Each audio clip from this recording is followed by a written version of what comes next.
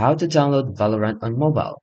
So for Android, simply just download a booster app like the Popcorn app or the Lago Fast app from their official website. Then simply install Valorant Mobile by going to the app itself and installing the APK file. Then you want to launch and play the app by after downloading the resources. Just play the game. Then for iOS. So for the iOS, change your App Store region by going to your iPhone settings and find the App Store settings and change your country or region to China. Then you might need to provide a Chinese address. So after that, search for the game, and once your region is changed, just search Valorant Mobile in the App Store and the Chinese version of it. Or you can use a booster app. Just simply download a booster app like Gear Up Booster to connect to the Chinese servers and reduce lag when playing the game.